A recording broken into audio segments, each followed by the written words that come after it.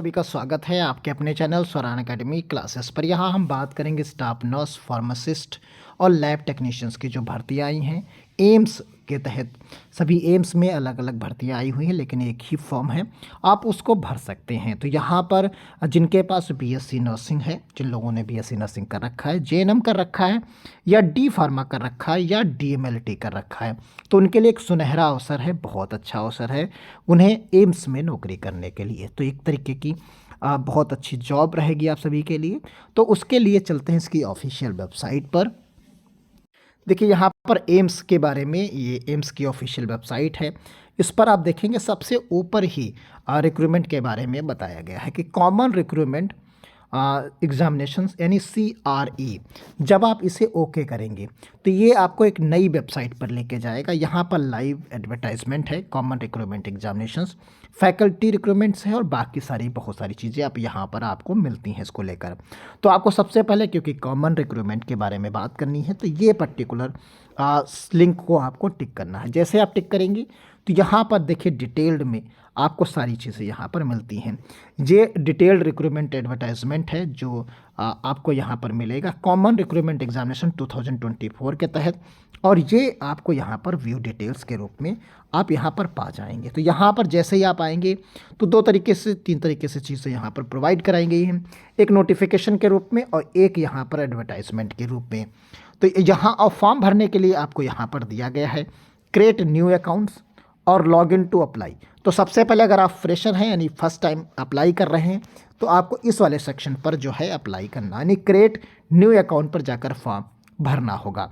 तो कुल मिलाकर यहाँ पर आप एडवर्टाइजमेंट डाउनलोड कर सकते हैं। पूरा का पूरा प्रॉस्पेक्टस आपको करीब करीब मिलेगा। यहाँ पर 5 MB के आसपास का यहाँ पर डॉक्यूमेंट है इसे, और एक नोटिफिकेशंस यहाँ पर दिया गया है। देखिए ये डाउनलोड हो चुका है और इसे आप एक रीड कर सकते हैं, एक एक चीज़ को पढ़ सकते हैं कि यहाँ पर क्या क्या डिटेल दी गई है। यहाँ अलग अलग पोस्ट हैं, कुछ इंपॉर्टेंट डेट्स आप यहाँ पर देख सकते हैं। फॉर्म की क्लोजिंग जो डेट है वो 31 जनवरी है, यानी इसे आप 31 जनवरी तक इस फॉर्म को फिलअप कर सकते हैं। तो यहाँ पर स्टार्टिंग डेट्स आप देख सकते हैं 7 जनवरी थी, 7 जनवरी से शुरू हुआ और 31 जनवरी तक ये फॉर्म को भरा जाएगा। और यहाँ पर डेट ऑफ करेक्शन भी दी गई है जो कि 12 फरवरी से 14 फरवरी के बीच में। फिर एडमिट कार्ड इसका रिलीज़ होगा CRE का, और फिर उसके बाद स्किल टेस्ट और बाकी चीज़ें यहाँ पर हेल्ड होंगी। यानी डेट ऑफ एग्जामिनेशन जो होगा 26 फरवरी से 28 फरवरी के मध्य यहाँ पर आपका एग्ज़ाम कंडक्ट कराया जाएगा। तो इस तरीके से यहाँ पर चीज़ें दी। यहाँ पर आपको एक क्योंकि काफ़ी ज़्यादा वैकेंसीज़ हैं, अलग अलग क्राइटेरिया सभी की हैं, सब चीज़ें इसमें दी गई हैं। कैसे मेरिट लिस्ट बनेगी, एलिजिबिलिटी डॉक्यूमेंट्स क्या हैं, और सारी की सारी चीज़ें इसमें प्रोवाइड कराई गई हैं। करीब करीब 207 पेज का ये PDF है। जो PDF है ये 207 पेज का PDF है। तो इसमें बहुत डिटेल्ड में चीज़ें दी गई हैं, उसे हम इन शॉर्ट में यहाँ समझने की कोशिश करेंगे। Total Indian council of medical research में भी कुछ जॉब्स मिलेंगी, रूरल हेल्थ ट्रेनिंग सेंटर्स में मिलेंगी, कुछ एम्स में मिलेंगी। इस तरीके से बहुत सारी अलग अलग जगहों पर आपको ये सभी जो है वैकेंसीज मिलने। किस भाषा में किसका एग्ज़ाम कंडक्ट होना है उसके बारे में भी यहाँ पर आपको डिटेल मिलेगी। टाइपिंग किस में रहेगी और क्या क्या क्वालिफ़िकेशंस के बारे में है, वो सभी चीज़ें यहाँ पर लेकर डिटेल में सारी चीज़ें यहाँ पर प्रोवाइड कराई गई हैं। तो यहाँ पर आप देखेंगे पूरी की पूरी जो कितने प्रकार की यहाँ पर वैकेंसीज़ हैं। टोटल यहाँ पर वैकेंसीज आप देखेंगे तो करीब करीब 66 टाइप की वैकेंसीज इसके तहत भरी जा रही हैं। यानी कितने तरीके की हैं, 66 प्रकार की यहाँ पर वैकेंसीज़ हैं अलग अलग, चाहे वो पेंटर हो, स्टैटिक्स हो, नर्स, सभी तरीके की हैं। लेकिन हम यहाँ पर बात करने वाले हैं नर्स की, स्टाफ नर्स की, और जो है आपकी फार्मासिस्ट की, और आपके लैब टेक्नीशियंस की। तो आइए शुरू करते हैं। इन शॉर्ट देखिए कुछ इस तरीके के पद हैं, इनको हमने अलग समराइज़ किया है। उन पदों को अभी डिटेल में अभी हम समझेंगे। स्टाफ नर्स के अलग अलग तरीके से 589 पद हैं, और इसमें फार्मासिस्ट के 317 हैं, और लैब टेक्नीशियंस के 612 हैं। ये यहाँ पर टोटल वैकेंसीज़ हैं इन 3 कैटेगरीज में। अब इनमें भी कैटेगराइज किया गया है अलग अलग, उन्हें आप समझेंगे। महत्वपूर्ण तिथियों को आपने देख ही लिया है कि अंतिम तिथि जो है इसकी 31 जनवरी है। परीक्षा की तिथि जो है 26 फरवरी से 28 फरवरी 2025 तक यहाँ पर कहा गया। आवेदन में सुधार की भी 12 से 14 फरवरी के बीच यहाँ पर रहने वाली है। परीक्षा का प्रारूप के बारे में बात करते हैं तो परीक्षा में 90 मिनट का समय दिया जाएगा आपको, और इस 90 मिनट में आपको क्या करना क्या है, यहाँ पर 100 प्रश्न मिलेंगे, जिसमें 25 प्रश्न सामान्य ज्ञान कंप्यूटर ज्ञान के और 75 प्रश्न आपके संबंधित विषय से होंगे। यानी जिसका आप फॉर्म भरेंगे उससे संबंधित आपके 75 क्वेश्चंस मिलेंगे। 25 क्वेश्चंस आपके सामान्य ज्ञान और कंप्यूटर ज्ञान के यहाँ पर होंगे, और गलत अगर नेगेटिव मार्किंग इसमें रहेगी, नेगेटिव मार्किंग आपकी 1/4 अंक रहने वाली है। दूसरी महत्वपूर्ण चीज़ जो है, आवेदन शुल्क कितनी आपको देनी है। तो यहाँ पर आवेदन शुल्क सामान्य वर्ग और ओबीसी उम्मीदवारों के लिए 3,000 रुपये यहाँ पर आपको देनी है, और SC ST EWS के लिए 2,400 रुपये आपको यहाँ पर फॉर्म के लिए देनी है, और जो हैंडीकैप्ड हैं उनके लिए शुल्क माफ़ रहेगी। चयन प्रक्रिया जो आपकी रहेगी वो लिखित परीक्षा, CBT और कुछ पदों के लिए कौशल यानी स्किल टेस्ट आयोजित की जाएगी। मेरिट, अंतिम मेरिट सूची जो है CBT यानी कंप्यूटर बेस्ड टेस्ट के प्रदर्शन के आधार पर तैयार की जाएगी। तो यानी मुख्य आपका जो है वो कंप्यूटर बेस्ड टेस्ट रहेगा। अब देखिए, हम बात करेंगे एक एक चीज़ की। जो स्टाफ नर्स की बात कर रहे थे हम, स्टाफ नर्स में मेल और फीमेल दोनों पदों के लिए, दोनों लोगों के लिए वैकेंसीज हैं यहाँ पर। तो यहाँ एम्स और अन्य संस्थानों में नर्सिंग ऑफिसर फीमेल के लिए कितने पद यहाँ पर आपको मिलने वाले हैं, वो 460 पद मिलेंगे। वहीं पर नर्सिंग ऑफिसर्स जो मेल कैंडिडेट हैं उनके लिए 113 पद आपको मिलेंगे, टोटल पद हैं। ये टोटल पद आप यहाँ पर देखेंगे। उसके बाद 16 पद आपको अलग regional institute of medical sciences में मिलेंगे, जिसमें 13 फीमेल के और 3 मेल के मिलेंगे। ये टोटल आपके जो पद बन जाते हैं, ये सब मिलाकर ये 589 पद बनते हैं। तो इनको अलग अलग आपने देख लिया, एम्स में कितने हैं, उसमें कितने मेल के हैं, कितने फीमेल के हैं, रीजनल इंस्टीट्यूट्स में कितने हैं, और साथ साथ में नर्सिंग ऑफिसर्स टोटल अलग अलग आपने देखा। तो मेल फीमेल के कितने कितने हैं ये आपने पूरी की पूरी डिटेल यहाँ पर देख ली है। अब इसके लिए योग्यता की बात कर लेते हैं यहाँ पर।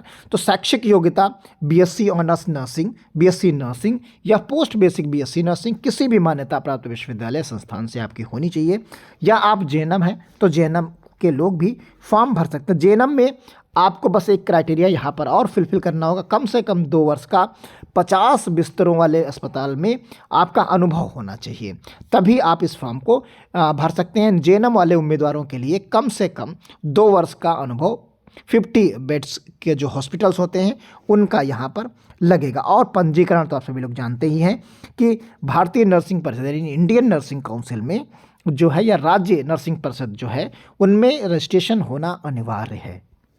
दूसरी वैकेंसीज की बात हमने जो लिखी है थंबनेल में, वो फार्मासिस्ट की लिखी है। तो फार्मासिस्ट की भी हमने टोटल पद आपको एक साथ वहाँ पर दिखाए। अब यहाँ पर अलग अलग 3 कैटेगरीज के यहाँ पर पद हैं, आप उन्हें देख सकते हैं। तो यहाँ पर एलोपैथिक जो फार्मासिस्ट होता है उसके लिए आप जानते हैं कि जो डी फार्मा एलोपैथिक में हो उसके लिए 193 पद हैं। आयुर्वेद में जिन लोगों ने फार्मासिस्ट कर रखा है, डी फार्मा कर रखा है, उनके लिए 113 पद हैं, और जो होम्योपैथी से हैं उनके लिए 11 पद हैं। तो यही टोटल पद आपको जो यहाँ पर मिलते हैं, 317 पद यहाँ पर आपको मिल जाते हैं। उम्मीद करता हूँ वीडियो आपको अच्छा लग रहा होगा, समराइज लग रहा होगा, और आप डिटेल परफेक्टली जान पा रहे होंगे। अगर वीडियो आपको अच्छे तरीके से एक्सप्लेनेशंस लग रहा है वीडियो में, तो कमेंट बॉक्स में ज़रूर बताइएगा। अब यहाँ पर जो है आप देख सकते हैं फार्मासिस्ट के पद की योग्यता के बारे में। तो 10वीं में साइंस स्ट्रीम से आपका उत्तीर्ण होना है, और फार्मेसी में डिप्लोमा होनी, डी फार्मा किसी मान्यता प्राप्त संस्थान से होना चाहिए, राज्य या केंद्र में पंजीकृत होना चाहिए उसे। तो ये डिटेल यहाँ पर दी गई है।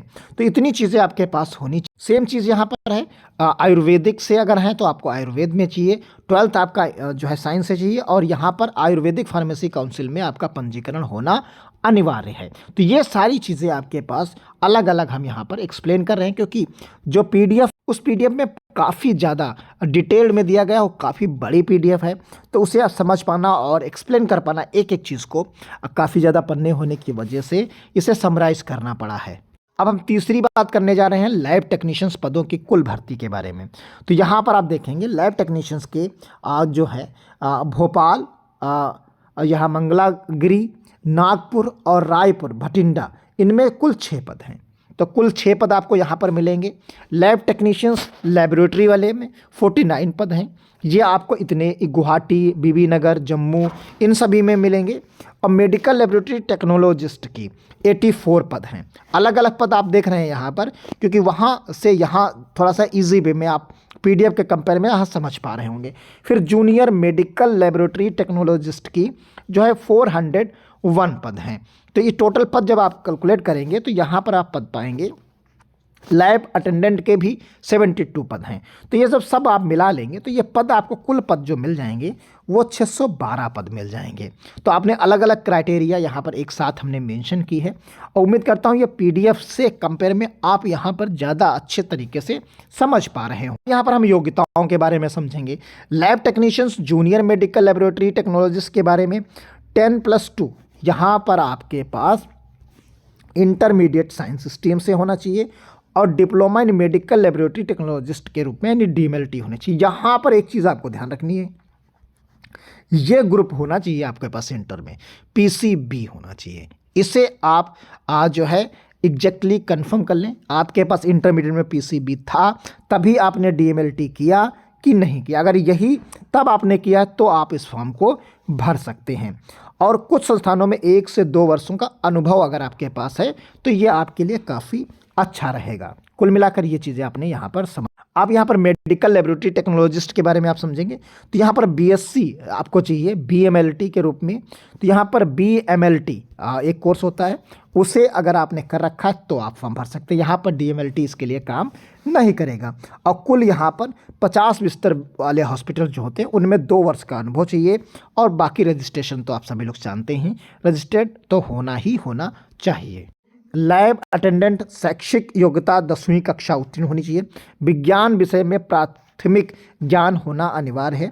ये लैब अटेंडेंट के रूप में है। और यहाँ पर आयु सीमा जो है 18 वर्ष से अधिकतम 30 वर्ष के बीच में होनी चाहिए। बाकी नियमानुसार जो वर्गों में के अनुसार छूट मिलती है ओबीसी एससी एसटी को, वो आपको यहाँ पर अब मिल जाएगी। तो इस प्रकार टोटल पदों की जो हमने यहाँ पर एक टेबल के फॉर्म में आपको प्रोवाइड कराई थी उसकी जानकारी आपको एक डिटेल्ड में और बाकी बिंदुवार जो है आपको मिल गई होगी। उम्मीद करते हैं वीडियो आपको अच्छा लगा होगा। अगर अच्छा लगा तो आप व्हाट्सएप ग्रुप, फेसबुक, जितने सोशल मीडिया के हैं आप सभी जगह शेयर कर सकते हैं। अपने दोस्तों को बता सकते हैं कि यहाँ पर ज़्यादा एग्जैक्टली आपको क्लियर कट चीज़ें मिल गई हैं। तो मिलते हैं अगली अपडेट के साथ, तब तक के लिए धन्यवाद। जय हिंद।